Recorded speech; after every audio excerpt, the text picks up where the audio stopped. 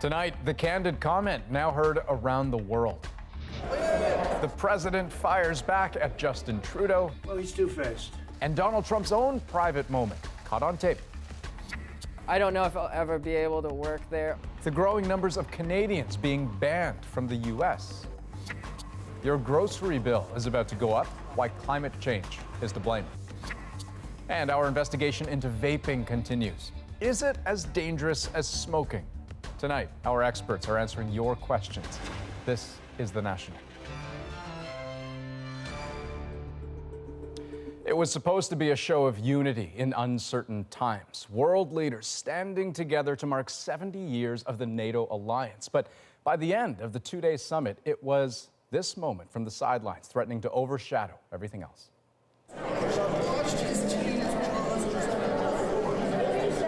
A candid exchange between Prime Minister Justin Trudeau and other leaders seeming to vent about the U.S. President Donald Trump. That moment went viral at a pretty awkward time, right before today's summit with all the NATO allies, Rosie. Yeah, it went big time viral, Andrew, and that's why Trudeau was forced to explain himself today after Trump came out with a response of his own, firing back at the Prime Minister. But this, of course, isn't the first time the two leaders have exchanged strong words. Evan Dyer takes us through the latest back and forth. It seemed like a friendly and relaxed moment between leaders. A little too relaxed, it turned out. Although Boris Johnson, Emmanuel Macron and the Netherlands' Mark Rutte all seemed to be in on the joke, the camera and the microphone captured Trudeau more than the others. And it was Trudeau that Trump focused on. Well, he's two-faced. Do you think that Germany is too naive? And honestly, with Trudeau, he's a nice guy. I find him to be a very nice guy. But, you know, the truth is that I called him out on the fact that he's not paying 2%. And I guess he's not very happy about it. What are you at? What is your number? Indeed, Trump did put Trudeau on the spot yesterday, pressing him on Canada's failure to meet a defense spending target of 2% of GDP. 1.3. 1.4. And again today. Canada, they have money, and they should be paying 2%. So I called him out on that, and I'm sure he wasn't happy about it, but that's the way it is. Okay, there we go. It's not the first time Trudeau's comments after a Trump meeting have triggered the president. It happened at the G7 last year. Canadians were polite, we're reasonable, but we also will not be pushed around. Trump saw those remarks on Air Force One and accused Trudeau of being so meek and mild during our G7 meetings, only to give a news conference after I left saying that U.S. tariffs were kind of insulting and he will not be pushed around. Very dishonest and weak. But if Trump seemed genuinely angry after the G7, he appeared more amused this time around. A microphone caught him this afternoon remarking how funny it was that he'd called Trudeau two-faced. That was funny when I said the guy's two-faced, you know that. As for Trudeau, he reacted the way he did last year. I think people know that the relationship between Canada and the United States is deep and goes far beyond the relationship between Prime Minister and the President. Although I will say, as you all know, we have a very good and constructive relationship between me and the President. The Prime Minister was already more conscious of his behavior overseas, especially after last year's highly criticized trip to India. Visits are shorter and fewer family members come along. It may be that this trip leads to another adjustment. Evan Dyer, CBC News, Watford, England. So as Evan mentioned there are indeed efforts for Trudeau to keep a lower profile, focus less on him and more on cooperation.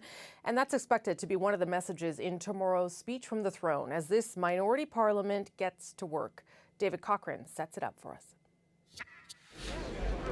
Since winning the election, Justin Trudeau has intentionally stayed out of the national spotlight and put the focus on the work. But now he's accidentally back in the global spotlight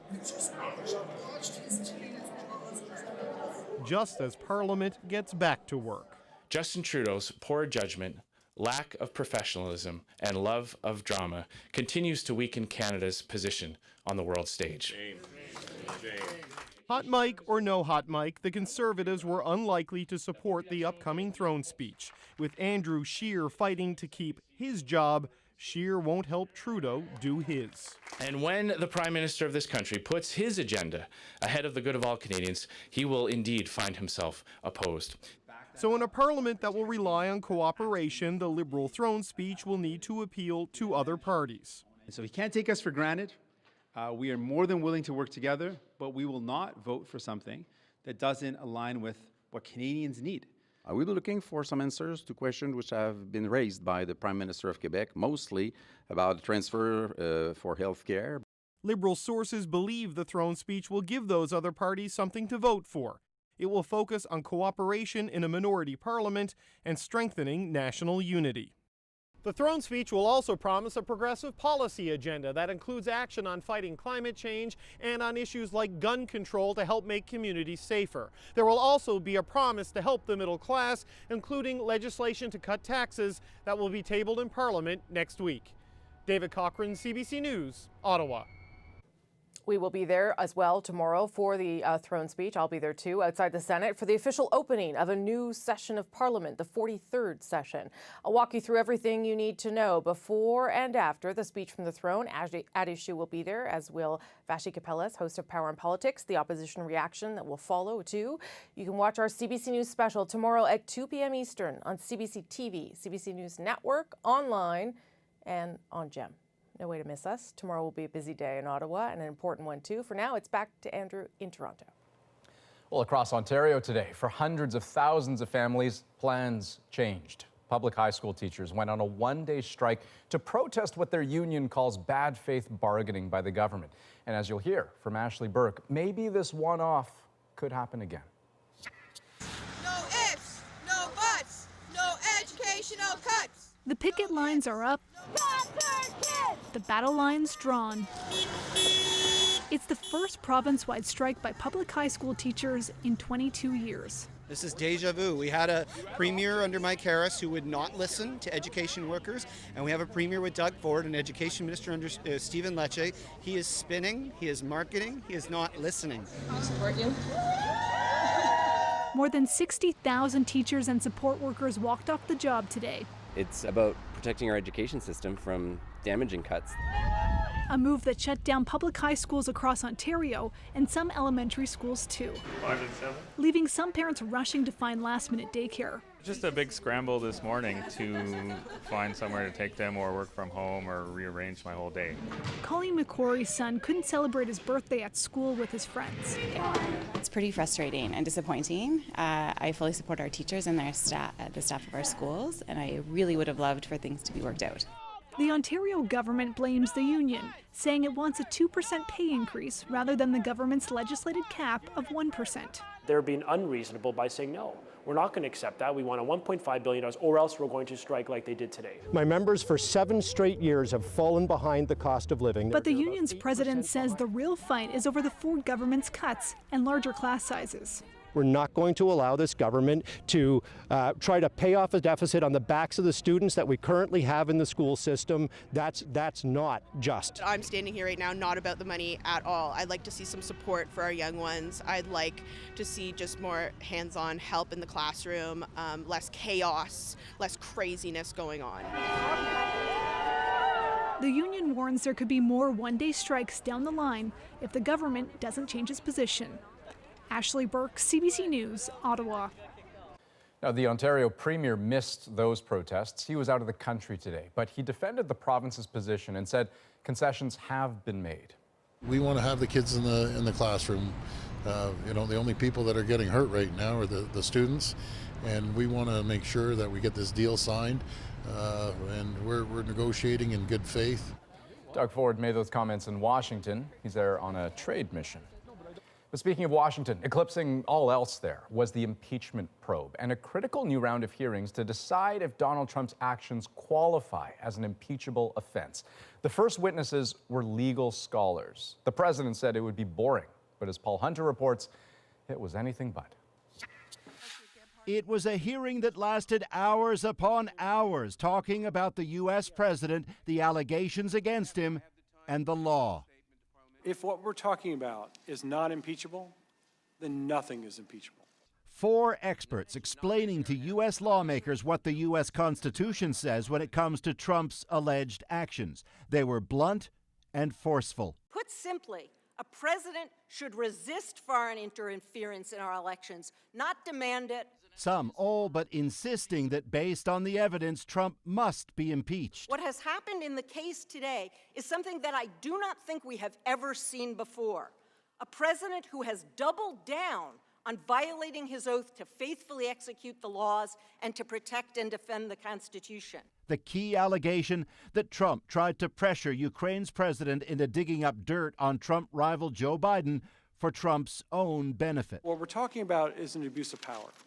And we're talking about an abuse of power that only the president can commit. President Trump has committed impeachable high crimes and misdemeanors by corruptly abusing the office of the presidency. Republicans pushed back hard, calling it nothing but Democratic sour grapes after the last election. Because you just don't like the guy. You haven't liked him since November of 2016. Indeed, even the constitutional expert they brought in said he's no fan of the president. I voted against him. But then he said that is irrelevant. What matters, he said, is fairness, that this process is moving too quickly. The evidence to impeach Trump, he said, wafer thin, reminding lawmakers. You just have to prove it, and you haven't. And yet, say others, for Trump to now go unpunished would invite future such behavior by any president. The hearings resume next week. Paul Hunter, CBC News, Washington. Now, impeachment proceedings are indeed moving quickly. The Judiciary Committee could recommend articles of impeachment against Trump within the next 2 weeks, setting up a possible vote in the full House of Representatives by Christmas. Now, if and when the Democratic majority there does impeach Trump, the case moves to the Senate for a trial. But conviction, and therefore Trump's removal from office, highly unlikely, since Republicans control that upper chamber of Congress. Now, President Trump might be a factor in a growing trend we have noticed at the Canada-U.S. border. When Canadians are refused entry by U.S. border guards, we have new numbers showing that increasingly they're actually being banned from the country for years. Jacqueline Hansen looked into why. Stefan Cole is doing fitness gigs in his home province of Quebec rather than working his dream job he was offered in the United States after he was unexpectedly banned from the country. I don't have any criminal records, so it's kind of weird for me that this would happen. Cole says he did what his prospective employer told him to and tried to apply for a TN visa at the U.S. border. The employer thought, as an athletic trainer, Cole could qualify under the category of allied medical professionals. It appears border officials disagreed. I figured that the worst that would happen is they would deny the visa, and then I would have to apply again or apply for a different visa. But Cole wasn't just denied entry, he was slapped with a 5-year ban, also known as an expedited removal. This immigration lawyer says in the past, people like Cole would have simply been turned away, not banned. They're basically using these expedited removals, these 5-year bars, in lieu of just a simple denied entry. New data from U.S. Customs and Border Protection shows it's a growing trend. Travelers from Canada hit with long-term bans when trying to enter the U.S. by land has almost doubled in the past year, from roughly 300 to more than 600. While it's up to the United States Customs and Border Protection who it lets in, lawyers say expedited removals are often used for cases of fraud and misrepresentation.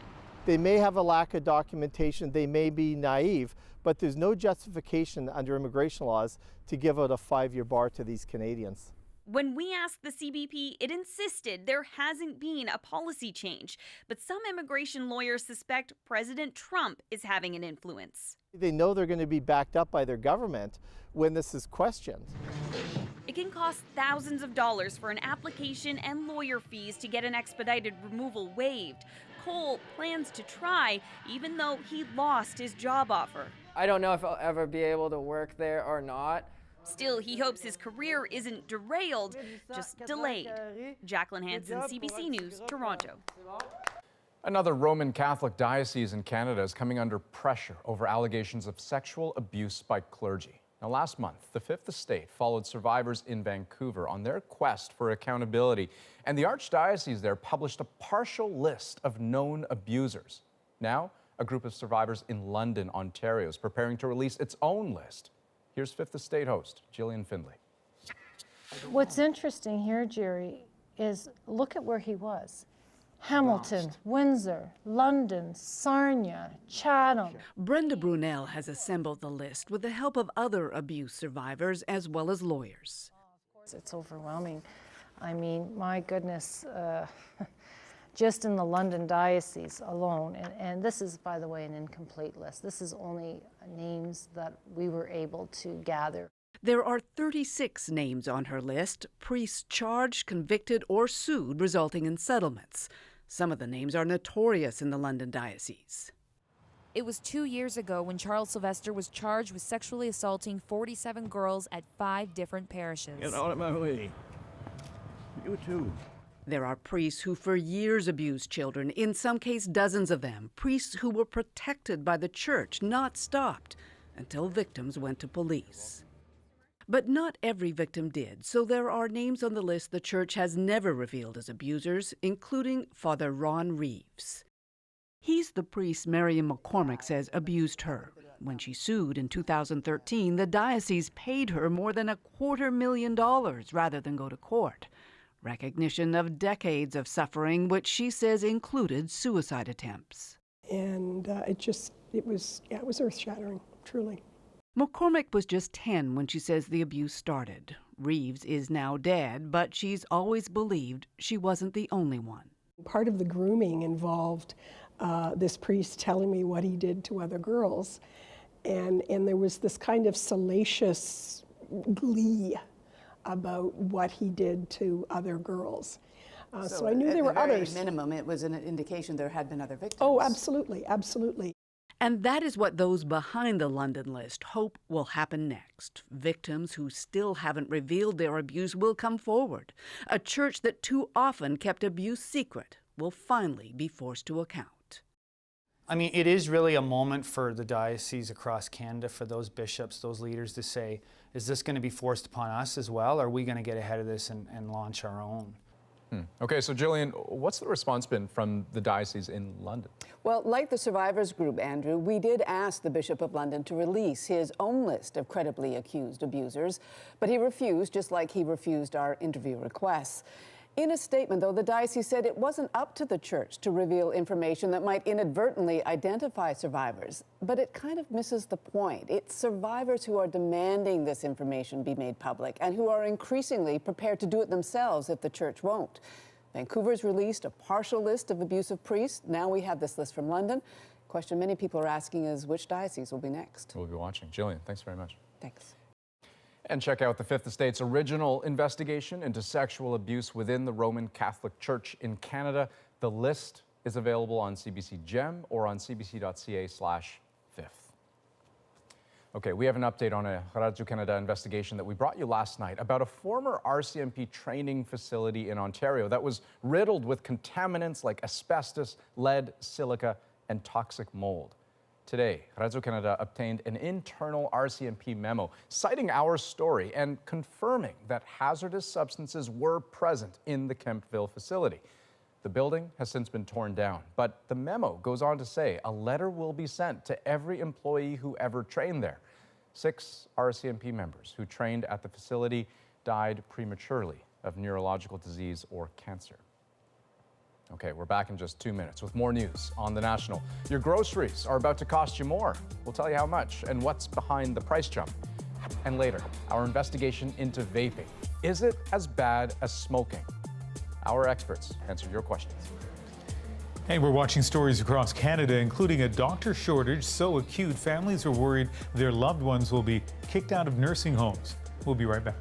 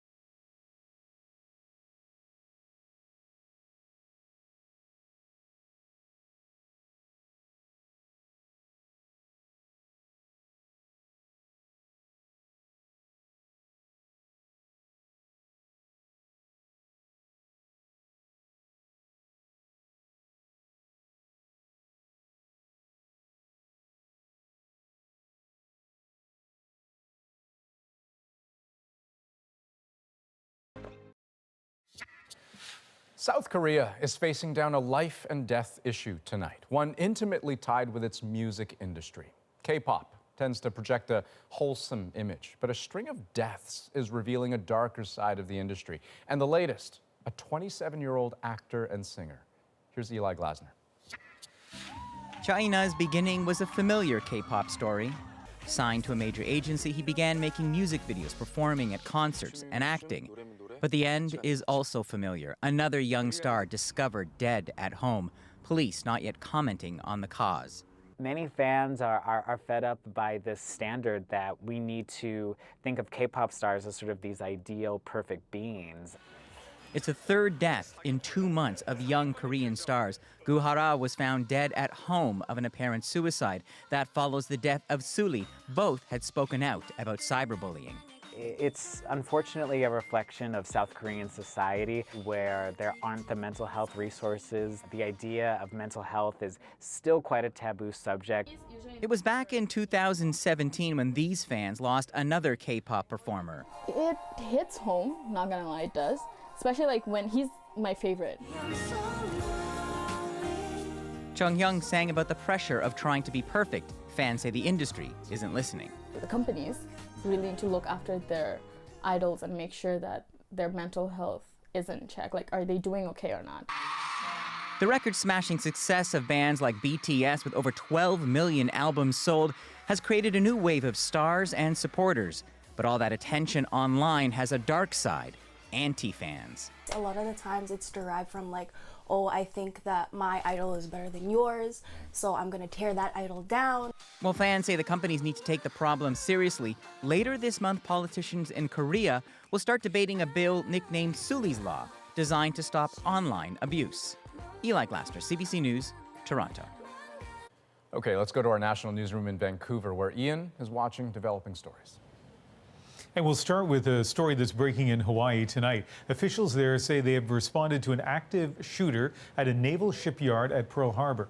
Let's take a look at the scene just outside the U.S. military base, which has been on lockdown. Officials have confirmed at least one person was injured in the shooting, but NBC News is reporting that at least 3 people have been injured.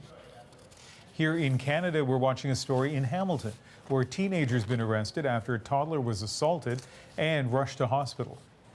I come down and there's, in my living room standing there is a female with a bloody covered baby covered in cuts. A neighbor describing the horrifying moments the baby arrived at her front steps. The toddler was taken to hospital with serious injuries, but she is expected to survive. Investigators say a 16-year-old boy barricaded himself inside a home, and that prompted an 8-hour standoff. A former hockey coach and Montreal police officer has been charged with sexually assaulting young boys. Police say the allegations against Francois Lamar stretch over a 25-year period between 1972 and 1997. The alleged victims ranging in age from 9 to 16 at the time. So far, 5 have come forward, but police believe there could be others. And in Nova Scotia, families are sounding the alarm as the province's ongoing doctor shortage could have a devastating impact on seniors. The private company that runs a number of long-term homes says it's been forced to restrict new admissions, and so those who go to hospital might not be allowed to return unless they have their own doctor. The hardest decision we had to make was to put her into long-term care, and now we have to decide whether or not it's worth if she needs to go to hospital for an assessment. The province says it's working with the health authority on solutions. George Zimmerman, who shot and killed a Florida teenager, Trayvon Martin, in 2012, is now suing Martin's family. That's one of the international stories we'll have for you in about 10 minutes. And time for a quick break. Up next, what's driving the cost of food in Canada? We'll show you why you'll likely be paying more for groceries next year. And later, the little girl making history in Nova Scotia. She's the youngest ever to receive the province's Medal of Bravery. Stay right where you are.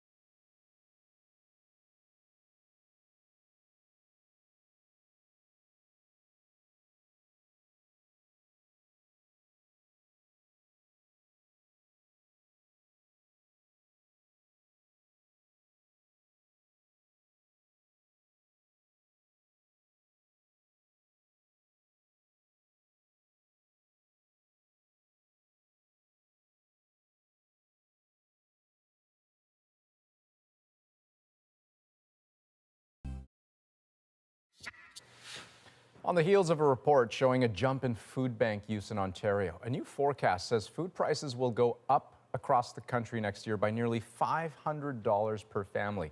And as Thomas Daigle tells us, experts blame climate change. At Toronto's St. Lawrence Market, Phil Gintoli is known as the king of the berries. But even the king says he's powerless when it comes to price increases. For example, strawberries, right now, $8 for one of those packages. It's through the roof. The real reasons for price hikes here may be found thousands of kilometers away. Flooding affecting crops in California, or early frost spoiling fruit in Florida. Even the devastating drought in Central America. Like, I went to school for environmental science, so we know that this is a problem. I think it's more of an excuse than a real factor. We've always had droughts, we've always had heavy rains. But a new report highlights climate change as a major factor likely to drive up prices in 2020. We're expecting the average Canadian family to spend $487 more this year compared to last year. Fruit could cost 3.5% more, vegetables up to an extra 4%, while meat could see a hike of up to 6%. Add all that up, and an average family is expected to spend $12,667 on food. Cutting down on pollution brings new challenges. Take single-use plastic packaging. The report points out Canadians are demanding businesses cut down on that waste, but it comes at a cost. If they're willing to save the planet by paying a little bit more for their food products in green packaging. The study's authors see indoor farming as a potential solution to higher prices, cutting down on transportation costs, and the risk of crops spoiling too. Thomas Daigle, CBC News, Toronto. Now, if coleslaw happens to be on the menu at home, you'll want to check the fridge. The Canadian Food Inspection Agency is advising of a recall for a brand of pre-packaged coleslaw. It's due to possible contamination from salmonella. President's Choice coleslaw was distributed mainly in Ontario and the Western provinces. The recall affects products with a best before date of December 4th. So far, no illnesses have been reported. And we'll be right back with the next part of our vaping investigation, where we ask the question, is it as dangerous as smoking? The answer is not a straightforward yes or no. We've got some help to answer some of your questions right after the break.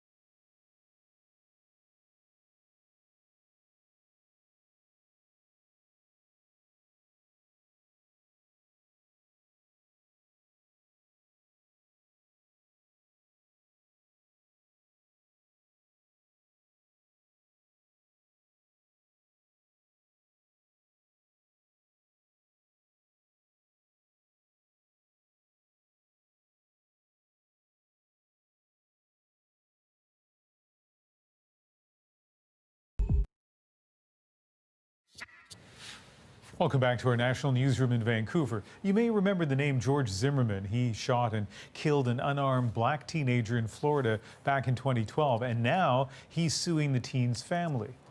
Zimmerman was a neighborhood watch captain in his gated community when he shot 17-year-old Trayvon Martin. Zimmerman arguing it was self-defense. He was acquitted, and now he's seeking $100 million in damages from Martin's parents, state prosecutors, and 2 women who he says provided false statements to investigators during the trial. A lawyer for the Martin family calls the lawsuit unfounded and reckless. In Poland, a search underway for survivors following an explosion at a ski resort. Thick smoke coming from the collapsed building that was once home to 8 people, including children. Police say it isn't clear if the residents were buried under the rubble. Fire officials believe the explosion was caused by a ruptured gas line. And former U.S. President Jimmy Carter has been released from hospital following treatment for a urinary tract infection. A statement from the Carter Center says the 95-year-old looks forward to rest and recovery at his home in Plains, Georgia. Carter has been in and out of hospital in recent months. He was admitted in November to relieve pressure on his brain and twice in October for injuries sustained in separate falls. Carter is the oldest living former president in U.S. history. I'll be back a little later for the moment, but now back to Andrew in Toronto. This week, CBC News has been digging into vaping and its health effects. Our investigation has given you a glimpse into how it got so popular so quickly, all the chemicals that you might find in a vape pod, even what they can do to your teeth, but ultimately how the long-term health effects are unknown. For something that's caught on so aggressively, we know awfully little about it. So tonight, the million-dollar question: is vaping as dangerous as smoking? And whatever the answer to that question, should we treat them, restrict them, regulate them the same way? 3 very smart people joining us to help answer those very questions tonight. Dr. Teresa Martineau is a respirologist at the University Health Network here in Toronto. Cameron Prozic is a grade 12 student trustee at the Hamilton School Board, and for years has worked with his local public health unit to inform others about vaping. And joining us from the University of Waterloo, Dave Hammond, who has spent a considerable amount of time studying tobacco control policies, also served as an advisor to the World Health Organization. Hello to all of you. So earlier this week, we've been getting questions from online, from all sorts of people about vaping. This one came from Randy Leahy on Facebook asking, smoking cigarettes causes lung cancer. We know this. Vaping causes what exactly? Is vaping really less dangerous? Dr. Martineau, can you start us off? Yeah, I think that's a key question. You know, it's true that vaping or the vape products don't contain some of the known toxic substances in cigarettes, such as the soot, the carbon, the particulate matter. However, they contain a bunch of other chemicals that are not contained in cigarettes. So there's a lot of unknown. However, I would say that there are 3 things that actually I worry about as being more dangerous about vaping. And that's the addictive potential, because some of them have higher nicotine content than cigarettes. Number 2 is the acute effect on the lungs that we have seen that is not seen in cigarettes. And then the known presence of some of the toxic substances in the vapes that I worry will cause long-term effects that we have potentially not seen yet. In terms of the documented cases of vaping-related illness, though, have we done enough to separate the black market vape devices and vape liquids from the, more mainstream, legitimate ones that you might find on a store shelf? You know, I don't think that has been a huge concern. And the studies that have been done in the U.S. have actually studied some of the off-the-shelf products that people are accessing in a legitimate, legal way, and have analyzed the content of those substances and have found substances that were not documented on the ingredient list, and high concentrations of some toxic substances. Cameron, how do you think of that question of more dangerous, less dangerous than smoking? See, often we get caught up in people use the term safe and safer, and that's where I actually become concerned, because when you use the term safer than smoking, people jump to immediately saying, oh, it's safe, I can do it, it doesn't matter. I always like the terms dangerous, less dangerous, harmful, less harmful, just because A, we don't know the long-term health effects, right? B, what we can say right now is that nicotine is addictive, it hooks their users, and that's what's happening, right? A new generation of youth is getting hooked to nicotine. And you see this quite prevalently in your high school. Very much, exactly. So, you know, you walk out, we walk out of your high school, what used to be the smoke pit is now the vape pit, right? You start smelling clouds of cotton candy when you walk out the front door of your high school, right? David, the only upside to vaping from a health perspective that I can think of is if it helps smokers stop smoking. Is that happening? It certainly can happen. I mean, the hope around vaping was that you have a less harmful alternative. And just to put things into perspective, in the 10 years that e-cigarettes have been on the market in Canada, we've had somewhere around 400,000 people die from conventional smoking cigarettes. We don't have one recorded death yet in Canada from e-cigarettes. We suspect they will be harmful in the long term. We know enough now to say that if you don't smoke, you should not be using these products. But we do need that context. Now, the idea was that these products would help some individual smokers to quit smoking. There was a bigger plan, which was to say that the emergence of a less harmful nicotine delivery source that people were willing to use would actually help to usher out the era of the dirtiest mode of delivery, which is to say smoke. Well, we haven't seen action on that today. Okay, yeah, right. And on that front, David, we got an excellent question from Kimberly Dawn on Facebook asking, why has the federal government allowed flavored vape pods if the intent is smoking cessation? I mean, the point being, if the intent was genuinely to help people stop smoking, surely there was a more focused way of doing it. Well, I think you're absolutely right. And what we've seen is that, you know, I think these products are pretty much what they expected, but that doesn't mean that you should open up the market, have them sold next to the, you know, candy bars and slushy machine with flavors like peanut butter and jam and cotton candy. And so they have that potential, but they only have that potential if adult smokers are using them and not kids. And we've actually failed both constituencies to the point where most health professionals do not want to even talk about these products because they're associated with a 15-year-old grabbing them on their way out to a party rather than a 50-year-old using them to quit smoking. So it's what you said. It has everything to do with how it's regulated, and the current market, the current regulations are broken. The question is what can we do to fix it so we reduce use among kids but actually make these accessible to adults? I guess, Dr. Martineau, I mean, the best case scenario for a smoker who takes up vaping is that they eventually quit both. That would be great. The worst case scenario, though, is what? I mean, if they end up continuing both? Potentially continuing both, yeah, and increasing their nicotine addiction and potentially even increasing their use of both. Okay, I want to get to another viewer question. This is from Louise Gilmer from Petawawa, Ontario. How much nicotine are these teenagers consuming a day compared to cigarettes, for example? And what is the danger of consuming that much nicotine? Okay, so two questions for the price of one. Cameron, when you look at, first of all, high school students who are vaping, how much are they typically vaping? It's generally a lot. If you own a vape, you're hitting it 24/7, right? But the scary thing is that it's a social thing. So when you're at a party, you're vaping the entire time. So when you see that, you're consuming a lot of nicotine, right? And it's up to 45 milligrams per milliliter of nicotine in these, you know, smaller jewel products. That's scary. That is immediately going to start changing your brain and start getting you addicted. But Dr. Martineau, I mean, so what does that actually mean? I mean, if we're trying to draw an equivalence between vaping and smoking, do we know, I mean, is there a how much is too much sort of a question that we can ask when it comes to nicotine? You know, it really seems like it's a spectrum. Different people will have different responses to it, but nicotine, especially long-term, really has effects on the nervous system, on nerves throughout the body. It's a stimulant. It causes constriction of muscles throughout the body, and it causes constriction of blood vessels. It's really toxic to the heart. It has multiple effects on the whole body, especially long-term, and especially on the developing brain in young people. David, what's the fear here if an entire generation gets hooked on nicotine? Well, we've seen the first expansion of the nicotine market among Canadian youth in decades as a result. And, you know, look, nicotine has killed more people in Canada and around the world than any war or, you know, any other disease over the last 100 years. So, you know, we need to respect that this is a very serious drug, and the consequences of starting in youth are often a lifetime commitment. At the same time, we need to recognize that, you know, vaping is a mode of drug delivery. The risks are what you're vaping. And so around 80 to 90% of the serious cases of lung disease are actually from THC oils and contaminants in those oils.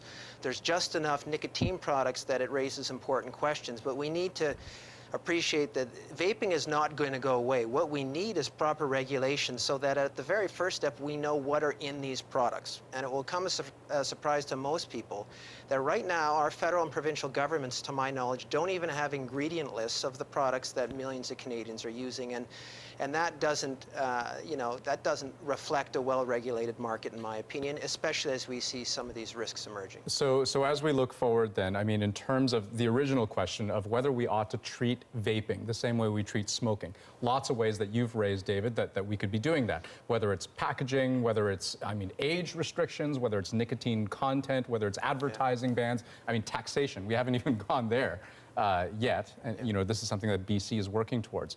Is it any or all of those things? And the follow-up maybe, can you put the genie back in the bottle? We can't put the genie back in the bottle because this is a technology that is out there and it's not going away. And so I don't think, you know, some U.S. states are talking about banning it outright. If we have concerns about what's in them, you don't want these going into the, you know, back dark alleys again. So what do we need to do? Get rid of flavors like peanut butter and jam and cotton candy. Get the advertising out of, you know, venues where they reach kids. We need to have a serious conversation about the nicotine levels.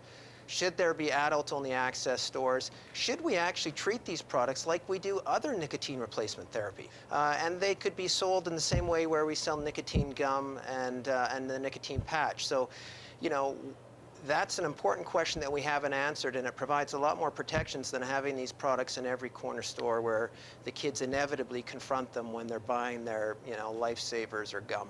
Cameron, he's talking about your generation. Final thought. It's definitely alarming to see this many people taking up vaping. And what it seems like is, like, I'll just lay it out. There's attractive flavors on the table. They're marketing by the candy bars. It's so simple to hold and use these products. So just laying that out, it does seem like they are targeting youth, which is very sad to see. Dr. Martin, last thought. Yeah, I think it's our obligation to really work towards protecting the young and making sure that people are well informed. And currently there is not clear packaging description and not enough information out there. So I think that's definitely what we need to work towards. David, Cameron, Dr. Martineau, thanks very much. My pleasure. Thanks for having us. Okay, and when we come back, Canadian veterans return 75 years later after helping liberate a small Italian town. We're back after this.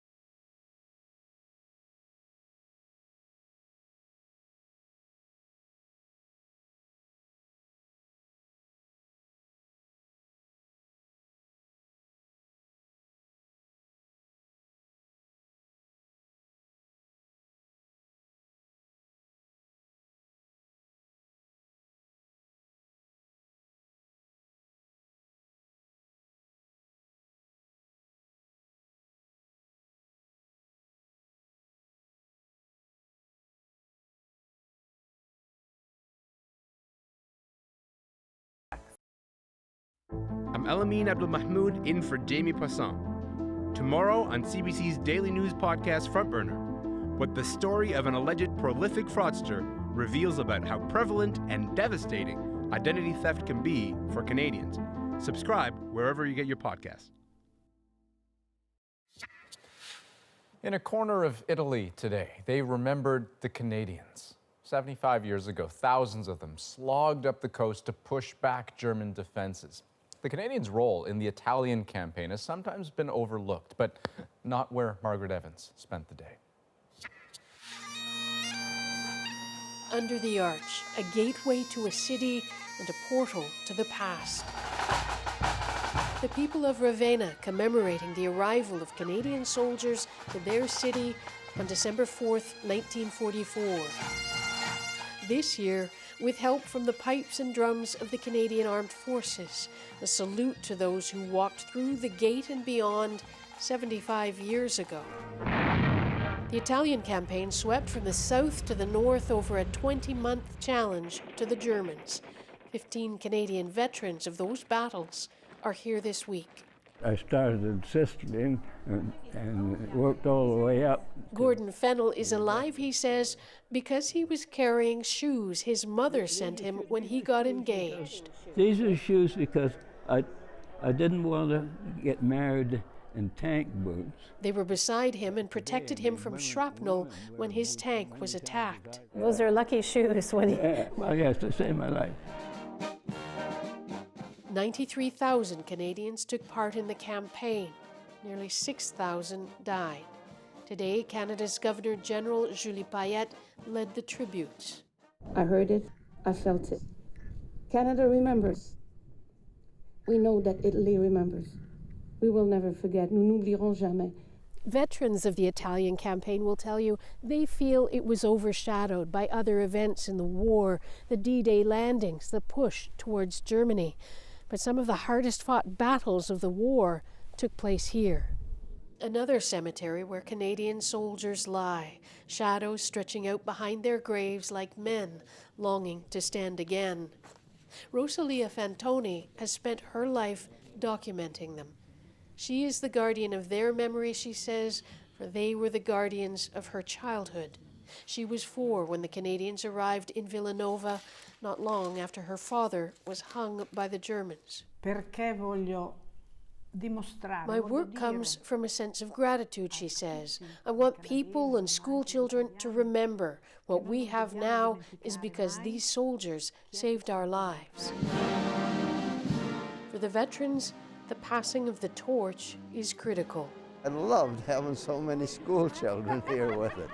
Veteran Don White worries the world still hasn't learned from the horrors of war. I don't know how to express it, but it makes me a little disappointed that people today can't get along the way they should. And I mean worldwide. Wisdom in danger of fading from sight if the past slips away. Margaret Evans, CBC News, Ravenna, Italy. And we have to take a quick break, but when we come back, our moment. The youngest person to receive Nova Scotia's Medal of Bravery.